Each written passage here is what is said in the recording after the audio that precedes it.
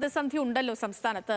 ഇന്നലെയും മിനിങ്ങാന്നും അതിന്റെ തലേന്നും ഒക്കെ കറണ്ട് കട്ടുണ്ടായിരുന്നു. അത് 10 മിനിറ്റ് 15 മിനിറ്റ് എന്നൊക്കെ പറഞ്ഞിട്ട് അരമണിക്കൂറൊക്കെയാണ് കറണ്ട് പോകുന്നത്. അതും ദിവസം വൈകുന്നേരം തന്നെ 2 വട്ടം. ഇന്നലെ എൻ്റെ വീട്ടിൽ എനിക്ക് തോന്നുന്നു ഒരു 8 മണിയൊക്കെ ആവുമായിരിക്കും. 8 മണിയൊക്കെ ആയപ്പോഴത്തേനും ഇതേപോലെ ഒരു 7:30 ആയപ്പോഴത്തേനും പോയിട്ട് പിന്നെ വരുന്നത് ഒരു 7:50 ആ സമയത്താണ് കറണ്ട് വന്നത്. അത് കഴിഞ്ഞിട്ട് ഒരു 11 കാലൊക്കെ ആയപ്പോഴത്തേനും വീണ്ടും പോയിട്ട് ഇതേപോലെ 10, 15, 20 മിനിറ്റ് കഴിഞ്ഞിട്ടാണ് വീണ്ടും കറണ്ട് വരുന്നത്. അപ്പോൾ അതേപോലെ നിശ്ചിത സമയമല്ല, പല സമയങ്ങളിലായിട്ട് കറണ്ട് കട്ടൊക്കെ ഉണ്ട്. അപ്പോൾ അതൊരു ചെറിയ പ്രശ്നവുമാണ്. പക്ഷേ ഇപ്പോൾ നമുക്ക് ചെറുതായിട്ടൊന്ന് ആശ്വസിക്കാം. കാരണം സംസ്ഥാനത്ത് വൈദ്യുത പ്രതിസന്ധിക്ക് ചെറിയ ആശ്വാസമുണ്ട്. ദീർഘകാല കരാറിൽ ഏർപ്പെടാൻ KSEBിക്ക് സംസ്ഥാന വൈദ്യുതി റെഗുലേറ്ററി കമ്മീഷൻ അനുമതി നൽകിയിട്ടുണ്ട്. 25 വർഷത്തേക്കാണ് ഈ കരാർ കേട്ടോ. യൂണിറ്റിന് ₹2.93 എന്ന കുറഞ്ഞ നിരക്കിലാകും വൈദ്യുതി ലഭിക്കുക. ദേവൻ വിവരങ്ങളുമായി തിരുവനന്തപുരത്ത് നിന്ന് ചേർന്നുണ്ട്. ദേവൻ, കുറച്ചൊന്ന് ആശ്വസിക്കാം അല്ലേ?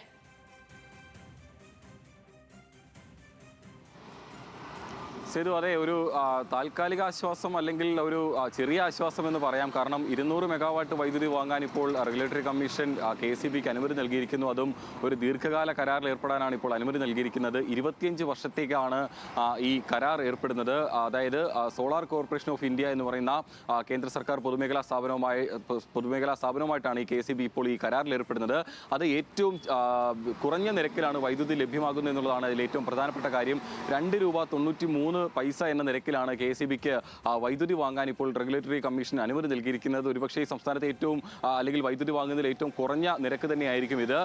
സോളാർ എനർജി ആയതുകൊണ്ട് തന്നെ ഇത് ഇപ്പോൾ ഏറ്റവും കൂടുതൽ പ്രതിസന്ധി നേരിടുന്ന വൈകുന്നേരങ്ങളിലെ സമയങ്ങളിൽ, പ്രത്യേകിച്ചും 7 മണി മുതൽ 12 മണി വരെയുള്ള പീക്ക് ടൈമിലാണ് ഇപ്പോൾ സംസ്ഥാനത്ത് വൈദ്യുതി പ്രതിസന്ധി തുടരുന്നത്.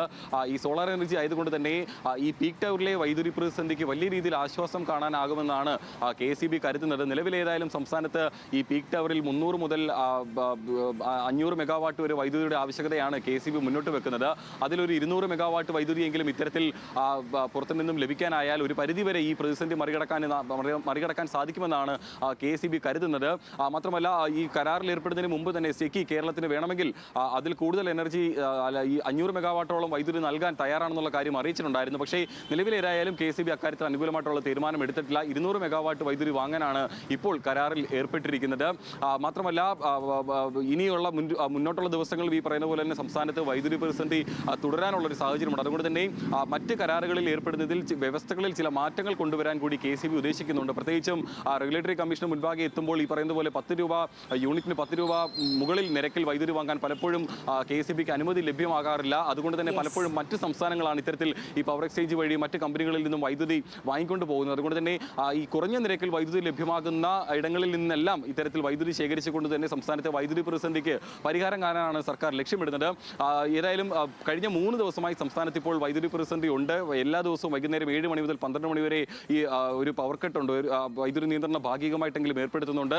സീര് പറഞ്ഞതുപോലെ തന്നെ പലയിടത്തും 15 മിനിറ്റ് എന്ന് പറയുമ്പോഴും അരമണിക്കൂർ 3/4 മണിക്കൂർ വരെ നീളുന്ന ഒരു സാഹചര്യമുണ്ട്. കഴിഞ്ഞ ദിവസം ഇത് സംബന്ധിച്ച് KSEB ഉദ്യോഗസ്ഥർ, ഉന്നത ഉദ്യോഗസ്ഥരുമായി വൈദ്യുതി വകുപ്പ് മന്ത്രി സണ്ണി ജോസഫ് ഈ പറയുന്ന പോലെ കൂടിക്കാഴ്ച നടത്തിയിട്ടുണ്ടായിരുന്നു. അതിൽ ഈ പറയുന്ന പോലെ തന്നെ ഈ പ്രതിസന്ധി പരിഹരിക്കാനുള്ള മറ്റു മാർഗ്ഗങ്ങൾ സ്വീകരിക്കാനും ഒപ്പം പൊതുജനങ്ങളോട് വൈദ്യുതി ഉപയോഗിക്കുന്നതിൽ ചില നിയന്ത്രണങ്ങൾ കൊണ്ടുവരണമെന്നുള്ളൊരു നിർദ്ദേശം കൂടി മന്ത്രി മുന്നോട്ട് വെച്ചിട്ടുണ്ടായിരുന്നു. പ്രത്യേകിച്ചും ഈ പീക്ക് ടവറിൽ വൈകുന്നേരങ്ങളിൽ അമിതമായി വൈദ്യുതി ഉപയോഗിക്കുന്ന ഉപകരണങ്ങൾ ഉപയോഗിക്കാതിരിക്കുക, അത് സ്വമേധയാ അങ്ങനത്തെ കാര്യങ്ങൾ ചെയ്യുക, അതിലൂടെ വൈദ്യുതി നിയന്ത്രണം ഏർപ്പെടുത്തുക, അല്ലെങ്കിൽ വൈദ്യുതി ഉപഭോഗത്തിൽ ഒരു കുറവ് രേഖപ്പെടുത്തുക എന്നുള്ളൊരു കാര്യമെല്ലാം തന്നെ മന്ത്രി തന്നെ മുന്നോട്ട് വെച്ചിട്ടുണ്ടായിരുന്നു.